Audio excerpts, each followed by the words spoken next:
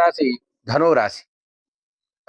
మూల 1, 2, 3, 4 పాదాలు, పూర్వాషాఢ 1, 2, 3, 4 పాదాలు, ఉత్తరాషాఢ 1వ పాదం వరకు ధనురాశిలోకొస్తుంది.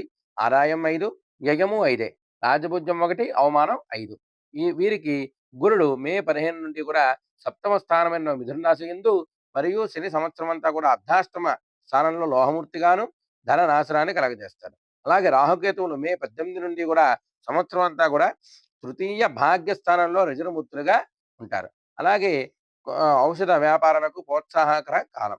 పరిశోధన అలా రంగ సంబంధమైన వ్యక్తులకు నూతన విషయాలు ఆవిష్కరించి ప్రభుత్వ మన్ననలు, అలాగే కలత్ర స్థానమందు గురు కలత్ర గురుడు కలత్ర తో సంబంధాలను పెరుగుదల, ఆర్థిక అభివృద్ధి, సానుకూలత పొందుతారు. వ్యాపారం భాగస్వామ్య విషయాల్లో ఆనందం అలాగే కలుగుతుంది.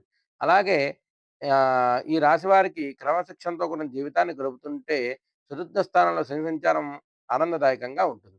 అలాగే ఈ సంవత్సరం జూలై నుండి నవంబర్ మధ్య కొద్దిగా వీరికి దీర్ఘకాలిక వ్యాధులు బారిన పడకుండా శ్రద్ధ అవసరం. కుటుంబం మరియు తల్లిదండ్రులు సొంత గృహం ఏర్పాటు చేసుకునే ప్రయత్నాల్లో వాళ్ళు విఫలం కావచ్చు. అందుకని తల్లిదండ్రులు ఆరోగ్య విషయంగా అంతంత మాత్రంగా చూసుకోవాలి.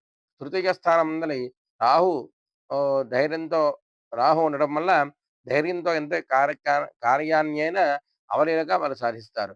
అలాగే వీరు విద్యార్థులకి ఈ సంవత్సరం కొద్దిగా గడ్డుకాలం తప్పదు.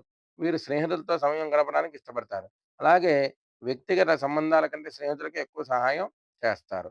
అలాగే వీరికి ఈ సంవత్సరం అంతా కూడా పోటీతో ఉంటుంది.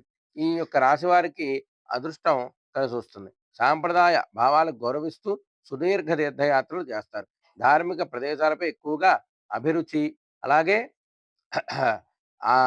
అభిరుచిని కలిగి ఉంటారు.